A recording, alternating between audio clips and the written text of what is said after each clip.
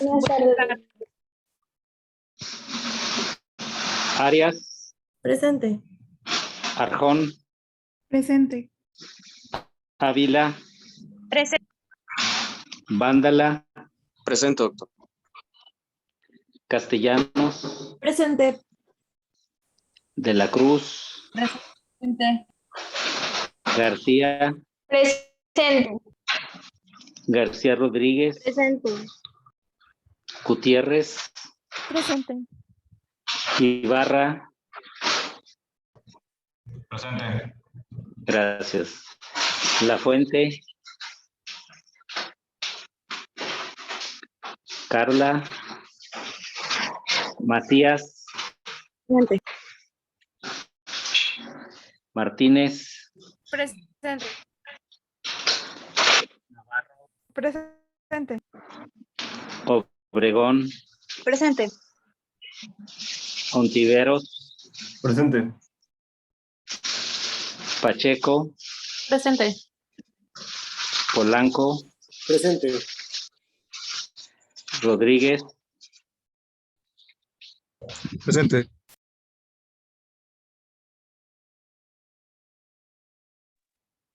Rojas. Presente, doctor. Gracias. Salazar, Presente. Villa, Presente. Villalba, Aquí, doctor, presente. sí, Alfredo. Villalobos, Presente. Zapata,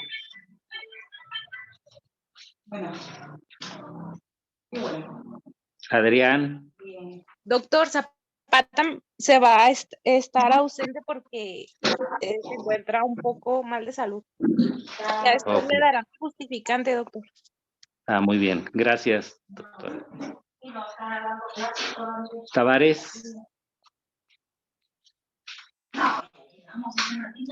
Tavares.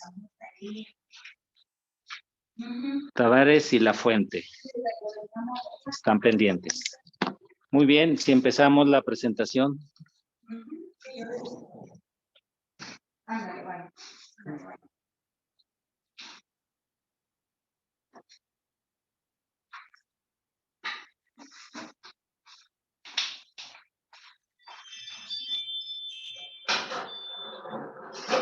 Bueno, las manifestaciones alérgicas graves a una clase específica de medicamentos como anafilaxis va a impedir el empleo de cualquier fármaco de esta clase, excepto en circunstancias en las que el uso de un cierto fármaco representa una medida para salvar la vida.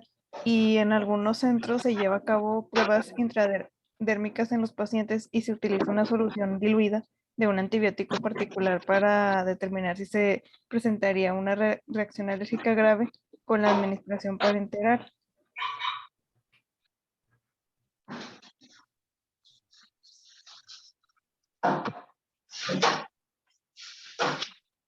Y una forma que incluye esta prueba intradérmica ha sido efectiva para disminuir el uso de vancomicina a 16% en pacientes quirúrgicos con alergia referida a la penicilina. Y este tipo de pruebas se usa pocas veces porque es más sencillo seleccionar una clase alternativa de fármaco y cuando es necesario puede desensibilizarse con dosis progresivamente más altas del antibiótico, a condición de que la dosis inicial de prueba no induzca manifestaciones alérgicas graves. Lo que comenta la doctora es cierto, es más problemático hacer pruebas intradérmicas y hacer también las pruebas para sensibilización de la persona y poderlos usar. Son pruebas muy tardadas, de mucho tiempo, no son pruebas rápidas o sencillas, y la realidad, si existen muchos medicamentos alternativos, pues generalmente siempre se opta por hacer el uso de medicamentos alternativos y no someter el paciente de todas maneras, porque a veces, por muy mínimo que vayamos a hacer la inoculación para nada más la prueba de sensibilidad, pueden ser también con algo de riesgo. Bien, doctora.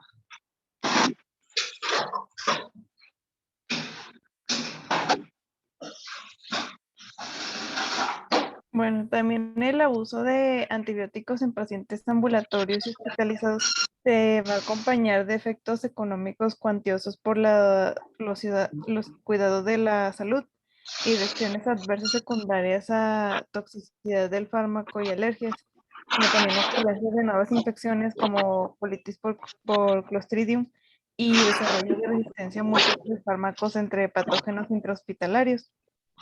Y pues cada uno de estos factores se correlaciona en forma directa con la administración total del medicamento.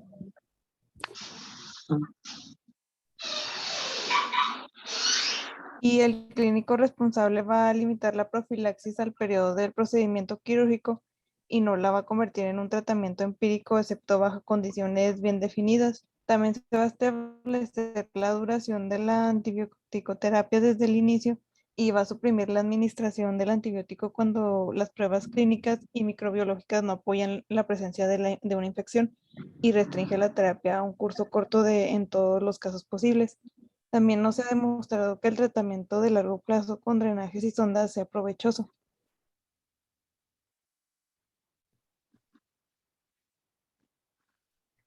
Ahora vamos a hablar sobre las infecciones importantes en pacientes quirúrgicos.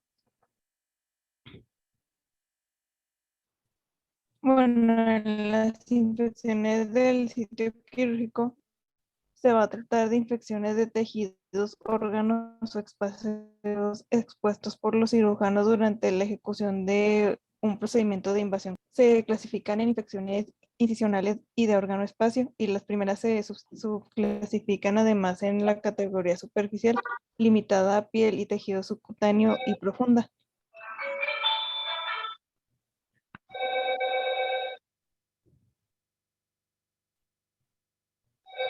Y pues el desarrollo de una infección del sitio quirúrgico se va a relacionar con tres factores. La primera sería el grado de contaminación microbiana de la herida durante la operación, también la duración del procedimiento y los factores del hospedador como diabetes, desnutrición, obesidad, supresión inmunitaria y varios otros estados patológicos subyacentes.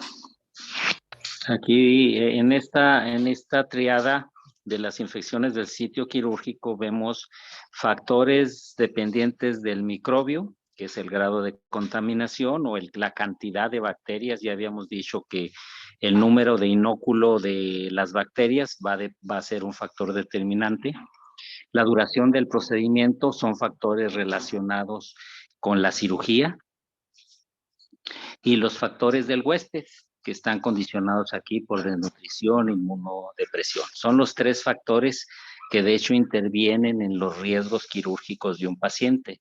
Factor del microbio, factor de la cirugía y factor del huésped. Y en este sentido, la duración del procedimiento, el tipo de procedimiento, la técnica del procedimiento tiene mucho que ver. El cirujano que realiza la operación tiene que ver si es un cirujano minucioso que limpia todo después, que sangra poco el paciente, que colecciona, que hace poca diseminación de y buen manejo de las áreas infectadas sin que llegue a derramarse.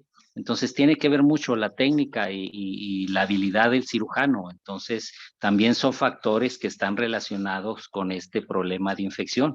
Un cirujano descuidado, un cirujano que deje un cuerpo extraño, ya sea una pinza, sea una gasa, pues todo esto va a favorecer los problemas de infección en el sitio quirúrgico. Adelante, doctor.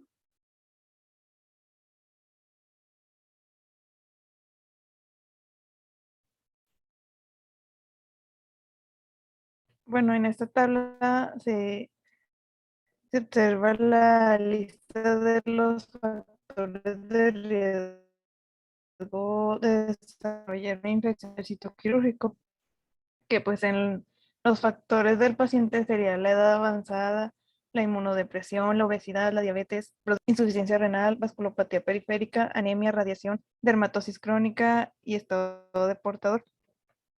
Y en factores locales sería pues la cirugía abierta en comparación con la laparoscópica preparación deficiente de la piel, contaminación de instrumentos, profilaxis con antibióticos inadecuada y procedimiento prolongado, necrosis local del tejido. Y en factores microbianos sería la hospitalización prolongada, que pues esta conduce a infección por microorganismos intrahospitalarios, secreción de toxina y resistencia a eliminación.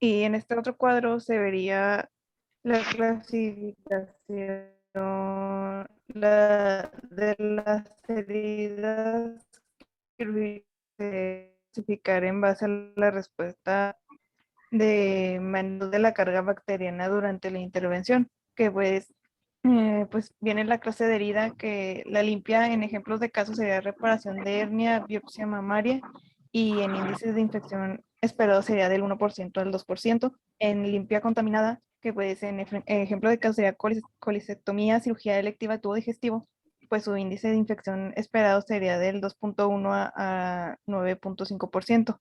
En la limpia contaminada, que sería cirugía colorectal, su índice de infección esperado sería del 4 al 14%.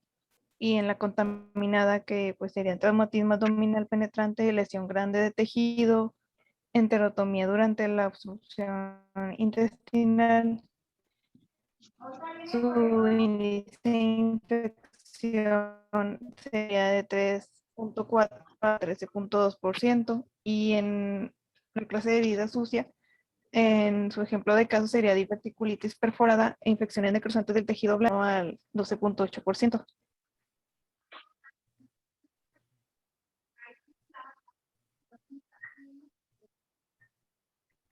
Muy bien, doctora. Pasa la anterior. ¿Esta? Sí, muy bien. Una circuncisión, ¿en dónde entraría ese tipo de herida? En la 1, en la 2, bueno, vamos a decir 2A, 2B, que en realidad son la 2, la 3 y la 4. Una circuncisión, ¿dónde creen que entraría?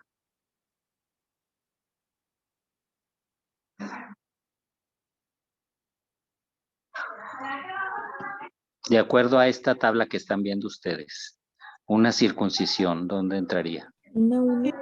Clase 1. ¿En cuál? Fase 1, o sea, limpia. Sería limpia, ¿no? Debemos de hacer una buena asepsia para que quede lo más limpio posible el área y luego ya podemos hacer... No. Hey. Entonces, esa entraría en fase 1. Una histerectomía, jóvenes, ¿en qué clase entraría?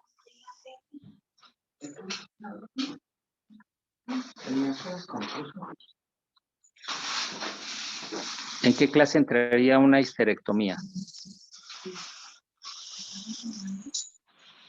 Una 1 también. A ver, jóvenes. La clase 2. ¿A dónde? 2A. Muy bien, doctor. ¿Alguien más?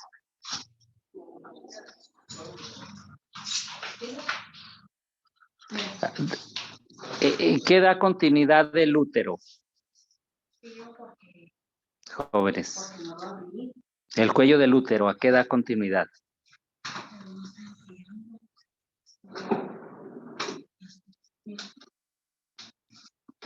O sea, la vesícula da continuidad al cístico, al colédoco y luego al intestino, que está en 2A, como menciona el doctor.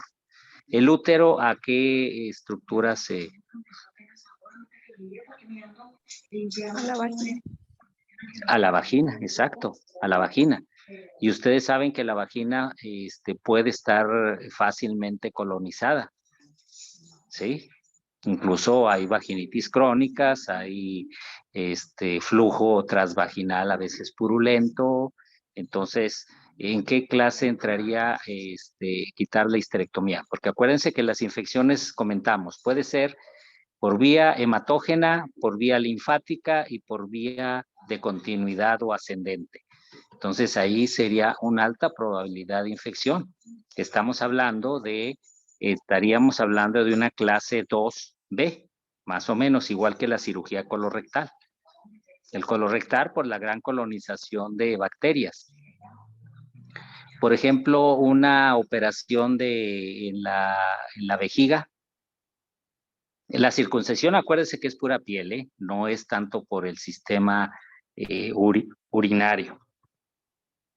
Pero en caso de la vejiga, una cirugía sobre vejiga, ¿en qué clase entraría?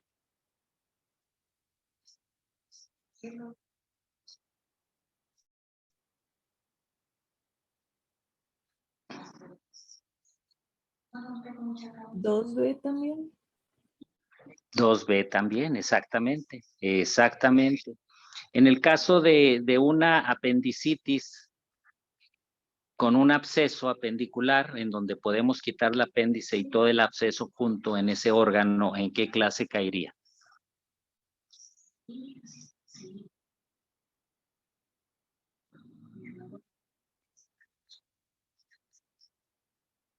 ¿En cuál creen que caería? Un absceso. Contaminada. Una clase 3, en una clase contaminada.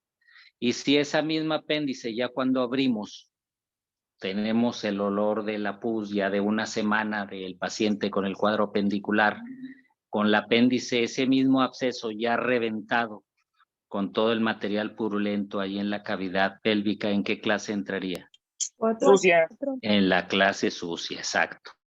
Entonces es diferente la contaminación que vamos a tener o que podemos tener en cada una de las cirugías que les he expuesto y que van a estar relacionadas con todos estos procedimientos. Por eso las clasificamos nosotros como limpia, limpia contaminada, contaminada y sucia, que de hecho son 4 nada más: limpia, limpia contaminada, contaminada y sucia. Por ejemplo, en el caso de una fractura normal, que nosotros la podemos operar, ponerle un tornillo, un paciente que se fracturó el radio o el cúbito, se abre la piel, se coloca un tornillo, esa sería una cirugía limpia. No estamos abriendo ninguna otra cosa. Sin embargo, si uno es un traumatismo que ocurre en un accidente en una moto, el paciente se cae, se fractura el radio y el cúbito, salen los extremos del hueso, ponen en contacto con la tierra, con el pavimento, con zacate, con tierra, a ese paciente pues tendremos que hacerle un lavado, una curación bajo anestesia y posteriormente lo vamos a operar para colocarle también los tornillos, pero ya no sería una cirugía limpia, sería una cirugía limpia contaminada, que aunque ya tratamos de nosotros controlar la contaminación, haciendo la curación antes de operarlo. Pero si ese paciente ya llega a presentar una osteomielitis, pues entonces estaríamos ya hablando de una cirugía contaminada. Entonces cambian los preceptos, pero esta clasificación aplica para todos los procedimientos quirúrgicos. ¿De acuerdo? ¿Alguna pregunta, jóvenes? No. Muy bien, adelante, doctora.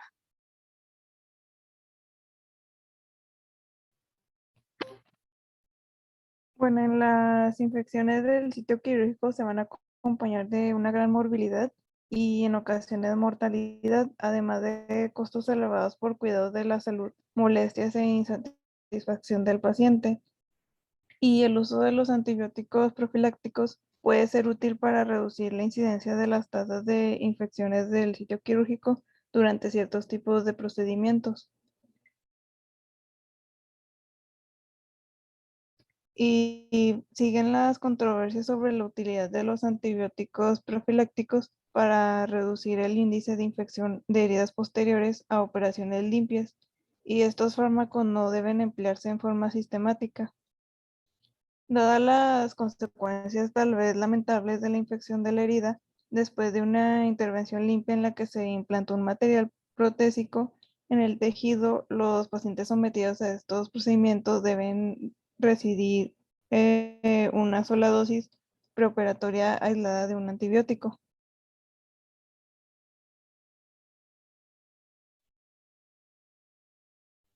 Y pues varias organizaciones de atención a la salud en Estados Unidos se han interesado en valorar el desempeño de hospitales y médicos con respecto a la implementación de estándares de atención terapéutica, y uno de los cuales sería la disminución de infecciones del sitio quirúrgico, ya que la morbilidad y los costos consecuentes de de esta complicación es alta. Y pues el tratamiento quirúrgico de la herida también es un determinante crítico de la propensión al desarrollo de una infección del sitio quirúrgico. Y en individuos sanos, las heridas clase 1 y 2 pueden cerrarse en forma primaria, tanto en que el cierre de la piel de heridas de clase 3 y 4 se acompaña de índices elevados de infecciones del sitio quirúrgico.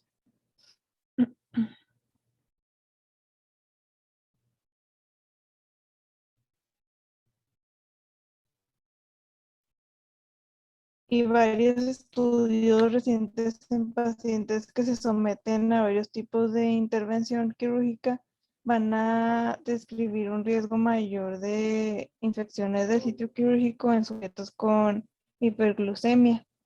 Y aunque no se han realizado estudios con asignación al azar, se recomienda a los médicos mantener un control adecuado de la glucemia en infecciones del sitio quirúrgico.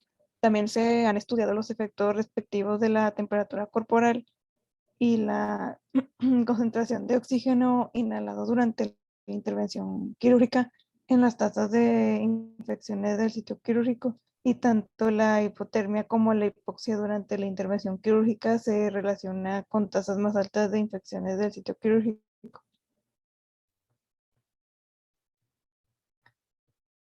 Y la antibioticoterapia se va a reservar para enfermos con datos de celulitis grave. Con frecuencia se permite que cicatrice una herida abierta por segunda intención y se cambian los apósitos 2 veces al día.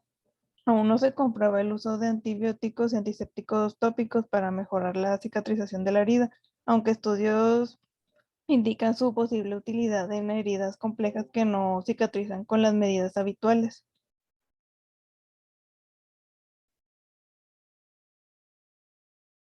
Bueno, ahora vamos a hablar sobre infecciones intraabdominales. La contaminación bacteriana de la cavidad peritoneal se va a denominar peritonitis o infección intraabdominal y se va a clasificar de acuerdo con su causa. La peritonitis bacteriana primaria va a ocurrir cuando microbios van a invadir los confines habitualmente estériles de la cavidad peritoneal por diseminación hematógena de una fuente distante de infección o inoculación directa. Y la exploración física que revela dolor a la palpación y contractura abdominal difusa sin datos localizados y ausencia de neumoperitoneo en un estudio de imagen y presencia de más de 100 leucocitos por mililitro y microbios con una forma única en la tinción de Gram del líquido obtenido mediante paracentesis. Y pues su tratamiento consiste en administrar un antibiótico al que es sensible el microorganismo. Con frecuencia se requieren 14 a 21 días de tratamiento. Y por el manejo eficaz de infecciones recurrentes, tal vez sea necesario extraer permanentes, como por ejemplo el catéter para diálisis peritoneal o derivación peritovenosa.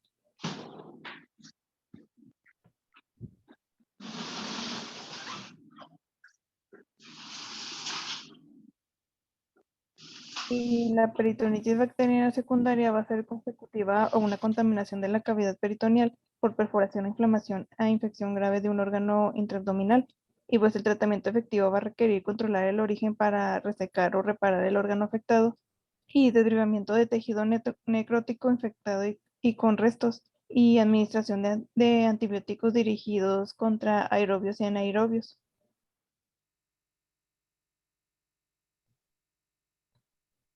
Y en el control eficaz del origen y la antibioticoterapia se va a acompañar de índices de fracaso bajos y una tasa de mortalidad del 5 al 6%. Y la incapacidad para controlar el origen de la infección causa una mortalidad mayor de 40%. Y la tasa de respuesta cuando se controla con eficacia el origen y se utilizan los antibióticos apropiados han permanecido en 70 a 90% en las últimas décadas. y los sujetos en quienes fracasa el tratamiento desarrollan un absceso intraabdominal, fuga de anastomosis gastrointestinal que conduce a peritonitis postoperatoria o peritonitis terciaria.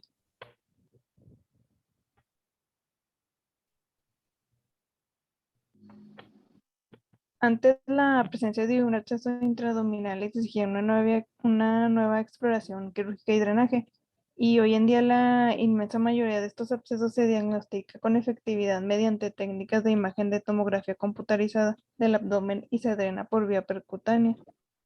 La intervención quirúrgica se reserva para los pacientes que tienen múltiples abscesos y aquellos cuyos abscesos se encuentran cerca de estructuras vitales y cuyo drenaje percutáneo sería peligroso, y también en enfermos en los que se identifica una fuente constante de contaminación.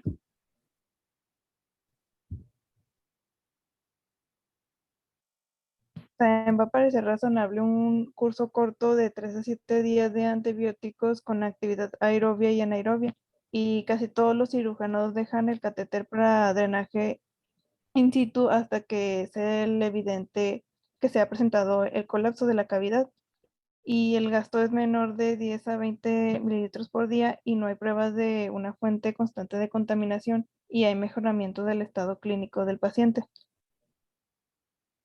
Y ya esto sería todo de mi parte. Bien, doctora. Los conceptos que mencionaste, marcaste la diferencia entre una cirugía abierta y una cirugía laparoscópica. Indudablemente que una cirugía laparoscópica, con una técnica adecuada y con una asepsia adecuada y los instrumentos también esterilizados de manera adecuada, los riesgos de un proceso infeccioso disminuye notablemente, como nos lo mostraste en la gráfica, en contra de una cirugía abierta. ¿Cuál debe de ser nuestra conducta? Nuestra conducta es, acuérdense que los líquidos van a ser irritantes para el peritoneo. Si hay fuga biliar, va a ser irritante para el peritoneo. Si hay fuga pancreática, va a ser irritante para el peritoneo. Si hay alguna fuga de ácido gástrico, va a ser muy irritante para el peritoneo y va a ser una peritonitis química.